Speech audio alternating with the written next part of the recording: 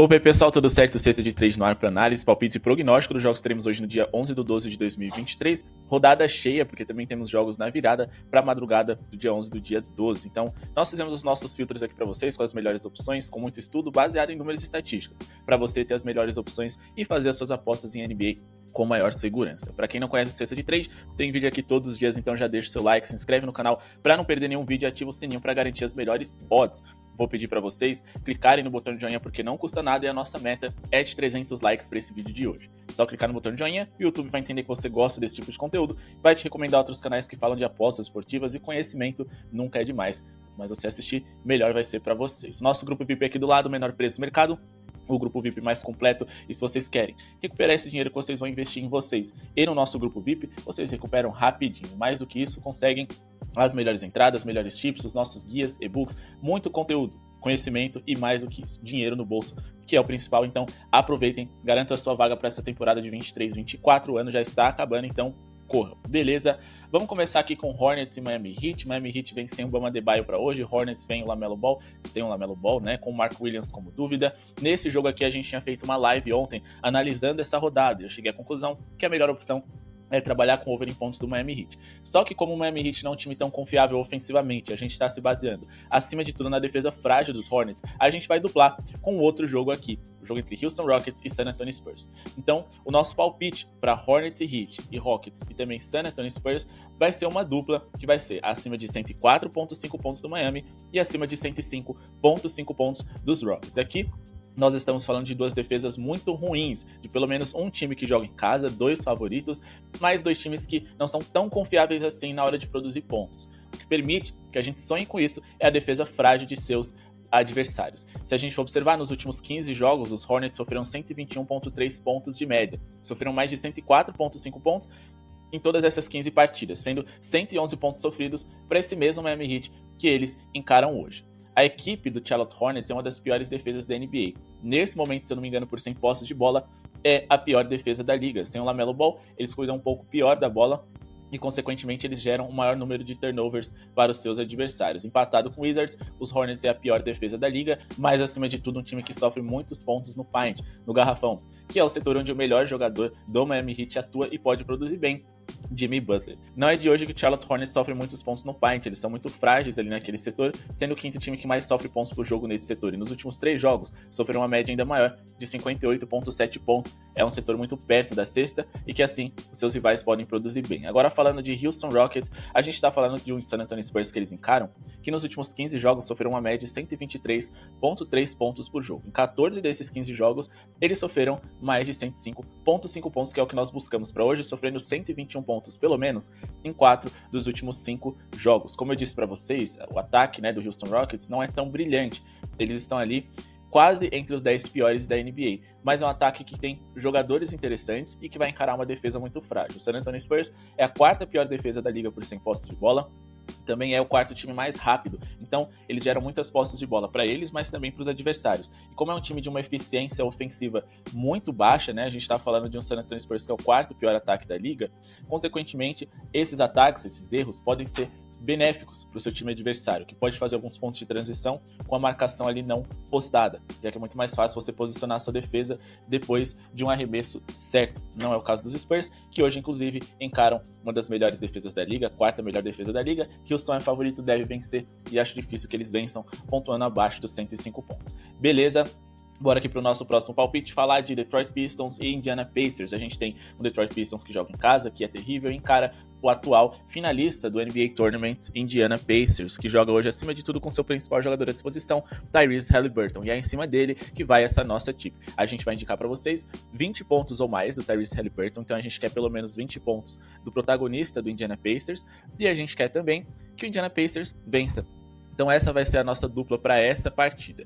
20 ou mais pontos do Tyrese Haliburton e vitória do Indiana Pacers. fechando aqui a nossa odd em torno de 1,50. O Indiana Pacers não vem sendo tão seguro ultimamente, mas o Detroit Pistons é simplesmente horroroso. E se o seu principal jogador, Haliburton, fizer 20 pontos, eu acredito que o Indiana saia com a vitória. Vamos lá para os números que justificam essa nossa entrada. Bom, se formos observar os números mais recentes do Detroit Pistons em relação a resultados mesmo, nos últimos 15 jogos, eles perderam os 15 consecutivos, fazendo 107,3 pontos e sofrendo 121,2. Dá quase aí, 15 pontos de diferença daquilo que eles sofrem para aquilo que eles produzem. Eles são simplesmente horrorosos, uma das piores defesas da liga e um dos piores ataques também. Tyrese Haliburton deve produzir bem, ele fez pelo menos 20 pontos em 9 dos últimos 10 jogos, nesse período tem média de 29,6 pontos, e também ele conseguiu pelo menos 25 pontos em 9 dessas 10 partidas, o que é muito positivo para essa nossa equipe, fazendo 26 contra esse mesmo Detroit Pistons. Só que por que a gente acredita que esse Indiana Pacers seja tão melhor do que o Detroit? E por que a gente acredita que o Haliburton vai produzir bem? O Indiana é o melhor ataque da NBA por 100 posses de bola. Nesse momento, considerado o melhor da história. Ninguém nunca teve esses números de 123,5 pontos por 100 posses. Quando a gente vai para o Detroit Pistons, é o terceiro pior ataque. Então ele já tem dificuldade de acompanhar a toada ofensiva dos Pistons. Quando a gente fala do lado defensivo, o Indiana não inspira tanta confiança não, eles são um dos piores da NBA, bem como o Detroit Pistons também é um dos 10 piores. Mas se a gente tem um time que é melhor no ataque e o outro é melhor na defesa, vamos pro net rating, que é o saldo tirado através do lado ofensivo e defensivo das equipes. Quantos pontos positivos ou negativos eles ficam a cada 100 posses de bola atacadas e defendidas. E o Indiana Pacers tem o 7º melhor saldo de toda a NBA, enquanto o Detroit Pistons tem o 2º pior, sendo ele negativo de menos 10.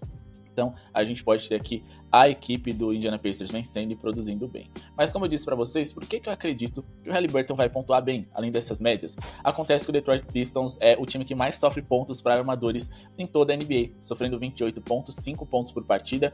É um time aí que sofre muito na mão desse tipo de jogador e que praticamente qualquer um deles ali que seja um cestinha, seja o protagonista da equipe, sempre vai valer a pena investir, porque eles sofrem pontos para armadores, seja eles de um nível top de elite, ou armadores de um nível mais secundário, por exemplo. Praticamente todos, titulares e reservas, acabam conseguindo fazer o seu over contra o Detroit Pistons. Então a gente não pode ignorar esses números e essas informações para poder balizar a nossa entrada de pelo menos 20 pontos do Haliburton e vitória do Indiana Pacers. Agora, vamos falar a respeito aqui de 76ers e Wizards. Lembrando que os jogos que a gente pula, porque a gente acha que tem coisa melhor, a gente fez o nosso filtro com as melhores opções dentro da própria rodada. Bom, nosso palpite é acima de 237,5 pontos totais, é aquilo que a gente tem de melhor para essa partida. O Embiid deve brilhar, deve pontuar bem, mas eu tenho medo do 76ers vencer com muita facilidade e consequentemente não dá tempo dele pontuar. Mas se você quer investir só no Embiid, não tem problema, não acho nenhum absurdo, a gente tem muito mais argumentos favoráveis para que ele passe a sua linha de pontos, mesmo que ela esteja bem alta, em 32, 33,5, mas não tem problema nenhum, é que acontece que eu acho melhor trabalhar com over em pontos totais.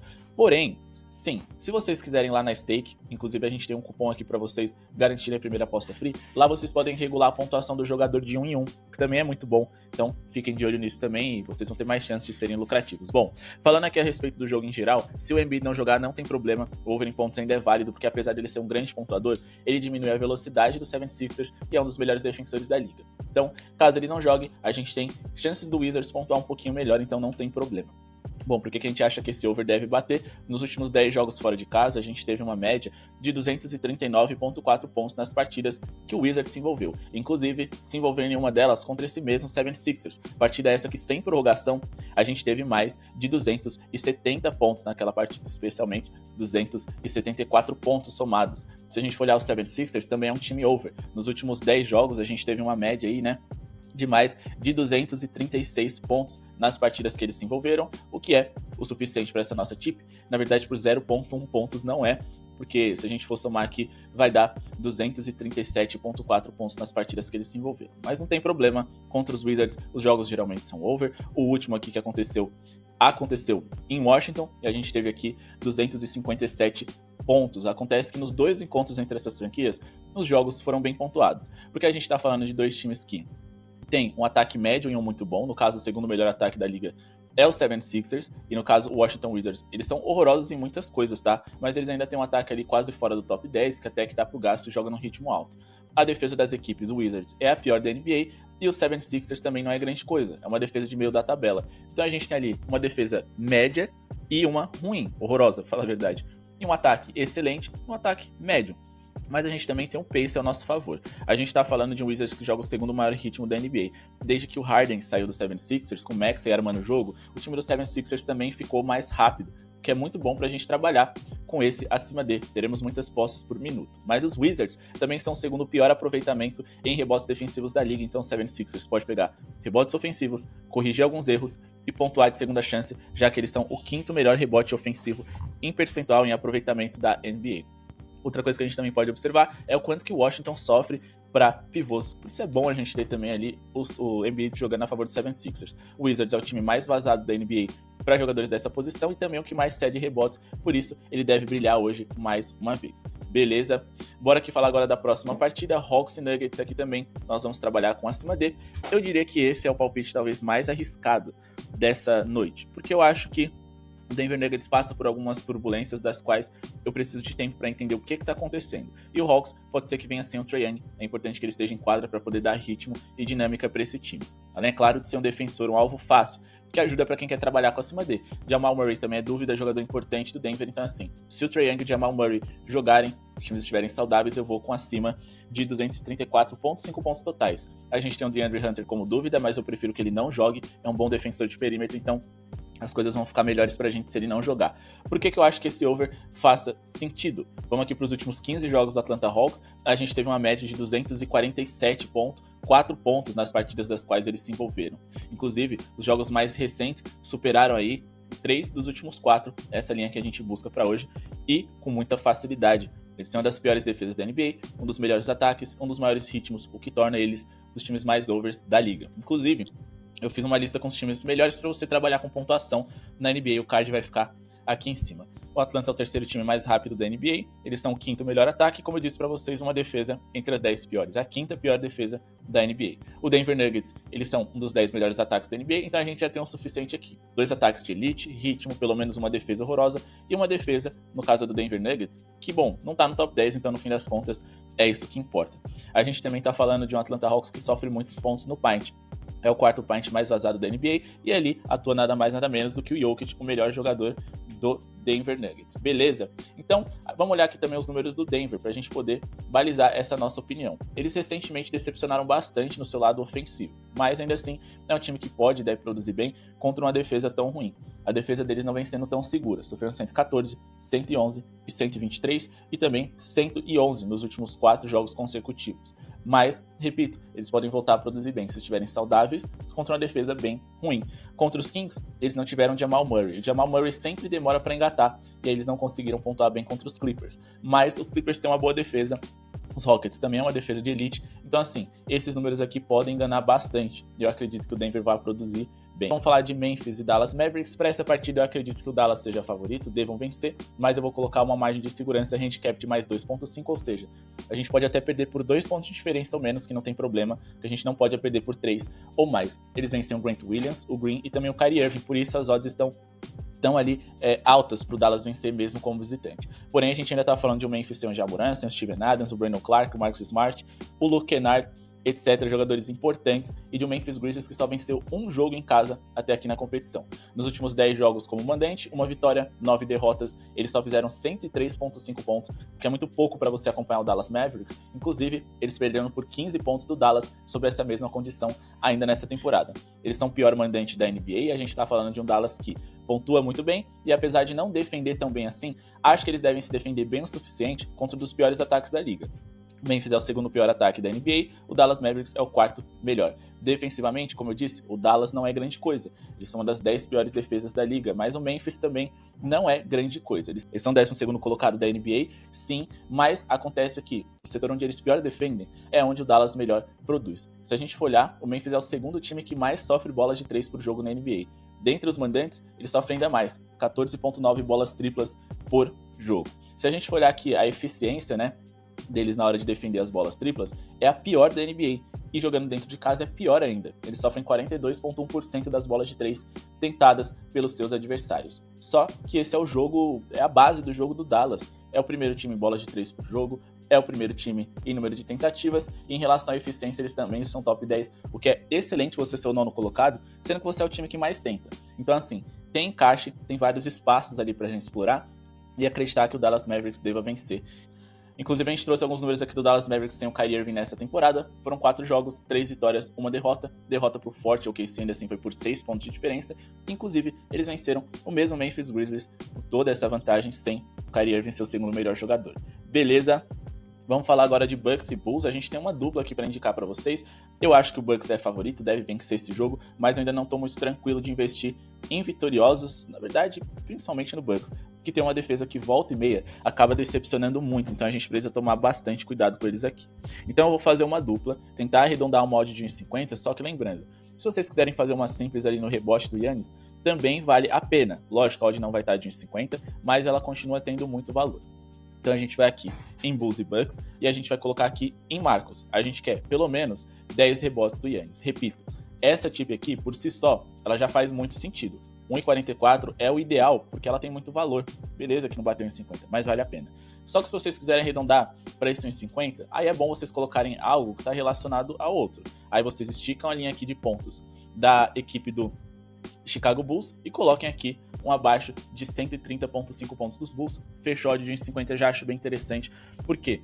Pra gente conseguir rebotes, a gente precisa de uma defesa ok e de um adversário que ataca mal, que erre pra bola sobrar e o nosso jogador recuperar. Quando a gente fala do Giannis, ele joga na posição de power forward, é a posição em que o Chicago Bulls é o líder da NBA em rebotes cedidos. Isso é excelente para nossa tip também. Se a gente for olhar aqui os números do Giannis contra o Chicago Bulls, nos últimos 5 jogos, ele teve média de 13 rebotes, conseguiu 14 no último encontro que essas franquias tiveram nessa temporada, e a sua média só ficou menor aqui por conta desse jogo em que ele se machucou e jogou 9 minutos contra os Bulls. Senão, claramente, né, ele que tem média ali de 30, 31 minutos, ele certamente ia conseguir superar 10 rebotes aqui também, então eu tô bem tranquilo quanto a isso. A gente tá falando de um Bulls, que é um dos piores ataques da NBA, o 6º pior nesse momento da competição, um time que tem pouca bola de 3, eles têm um dos piores números em bola de 3 por jogo na liga, melhoraram recentemente, mas ainda assim são 18º em bolas de 3 convertidas, só que o grande ponto é, eles jogam hoje sem o Zach LaVine, então o ataque vai ser menos eficiente, eles dependem muito dos seus principais jogadores pontuando para poder serem competitivos, no caso, Vucevic e DeMar DeRozan, só que esses jogadores gostam da média e curta distância, preferencialmente para poderem produzir.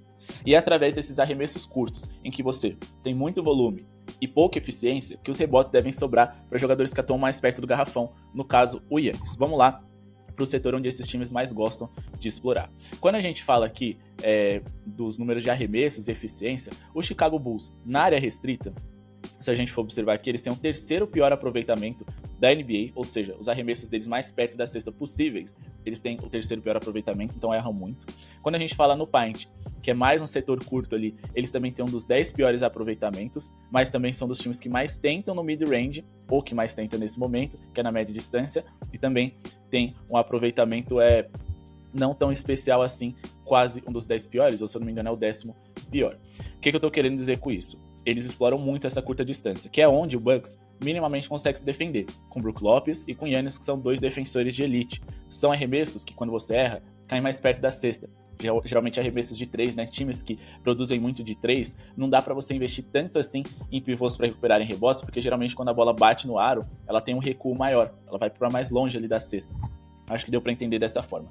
Então, assim, eu acredito que o Giannis vai conseguir pelo menos 10 rebotes, desde que os Bucks se defendam bem. E o Chicago Bulls em si, como não é um dos melhores ataques da liga, nos últimos 10 jogos fora de casa fizeram só 106,6 de média, não chegaram a mais de 230 em nenhuma dessas oportunidades, inclusive fizeram 109 contra esse mesmo Milwaukee Bucks, eu acho que hoje é um bom jogo pra gente fazer essa dupla. Beleza?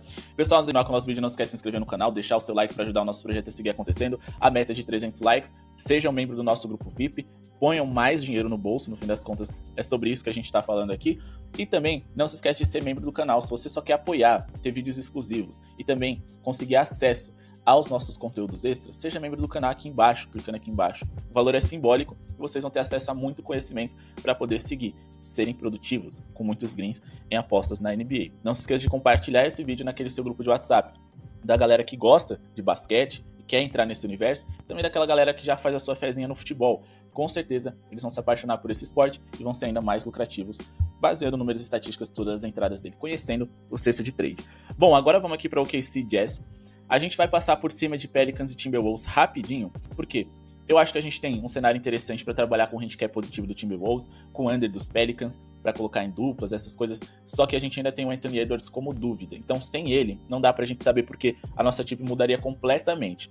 Com ele, a gente tem o risco do jogo ficar um pouco mais bem pontuado, porque ele é um cara que gosta da transição, da velocidade, e ele pode abraçar o jogo um pouco mais veloz dos Pelicans dessa forma. Porém, se ele não jogar, eu também tenho que saber quem vai jogar com mais frequência no lugar dele. Certamente, o Alexander Walker vai ter mais espaço, o Slow Motion, já diz o apelido dele, também vai ter mais tempo de quadra, e com isso o jogo vai ficar mais lento e também menos pontuado. O Timberwolves defende muito bem, é uma das melhores defesas da liga, se eu não me engano, a melhor nesse momento, defende bem setores onde o Pelicans costuma produzir a sua base de pontos, com Zion, com Ingram e com Valanciunas. Então, assim, a gente tem um cenário para trabalhar no under dos Pelicans, só que, assim, acima de tudo, a gente teria que trabalhar com odds de 1,20 para poder colocar em múltiplas, triplas ou duplas. Mas eu vou esperar o Anthony Edwards, caso ele jogue, talvez o handicap positivo do Timberwolves tenha mais valor. Vamos falar aqui de Thunder e Jazz, porque aqui a gente vai fazer uma duplinha na pontuação em over deles, eles que jogam hoje em casa, contra uma das piores defesas visitantes da liga, desfalcada de 2 dos seus melhores defensores e o seu melhor protetor de aro, Walker Kessler. Lauri Markkanen também não joga, o seu principal cestinha. Com isso, o OKC deve ser favorito e vencer com tranquilidade esse jogo. Mas, acima de tudo, pontuando bem. A gente vai duplar com a pontuação do Brooklyn Nets, que joga fora de casa, e encara o Sacramento Kings hoje. Sem o Lonnie Walker Ford também, que pode fazer falta, mas acho que muito pouco. E o Ben Simmons, que já tá de fora há um bom tempo. E desde que ele saiu, o ataque dos Nets se tornou um ataque de elite. Então, meu palpite vai ser acima de 105,5 pontos dos Nets. A gente vai fazer essa dupla para eles pontuarem bem contra os Kings, que não é uma grande defesa, e o Nets vem bem ofensivamente. E a gente vai colocar ali a linha de pontos em torno de 1,25 da equipe do OKC, que vai encarar esse Utah Jazz muito frágil mesmo, assim. Então, dá para colocar acima de 114,5 pontos, fechando essa dupla com odd de 1,55, tá de bom tamanho. Bom, vamos falar primeiro do OKC. A gente tá falando de um time que vem muito bem, o 8º melhor ataque da NBA, que encara hoje a 6ª pior defesa da liga, que sofre 118 pontos por 100 posses de bola, que é essa do Utah Jazz. Só que se a gente for colocar aqui o Utah Jazz sob a condição de visitante, esses 118 pontos por 100 posses de bola que eles sofrem, muda para 122,6 pontos por 100 posses de bola. Eles são realmente horríveis como visitante, né? São ainda piores. Eles jogam no ritmo razoavelmente alto, ali de meio de tabela para cima, mas o OKC joga no ritmo alto, o 6º maior da NBA, e sem proteção de aro do outro lado, jogando em casa, com muito poder de fogo no paint, com Josh Giddey, com Shai Gilgeous-Alexander, o Chet, entre outros jogadores, eles vão ferir muito bem esse Utah Jazz, que é um dos 10 times mais vazados do paint na NBA, sofre muito no garrafão, e o terceiro visitante que mais sofre pontos desse setor. Então, quanto ao OKC, a linha tá alta? Sim, mas eu tô tranquilo, acredito que eles devam superar isso com certa facilidade. Até, inclusive, os jogos em que o Jazz jogou sem o Walker Kessler foi uma zona, porque eles já não tinham um pivô reserva para colocavam o Markkanen, e o Markkanen nem tá disponível hoje.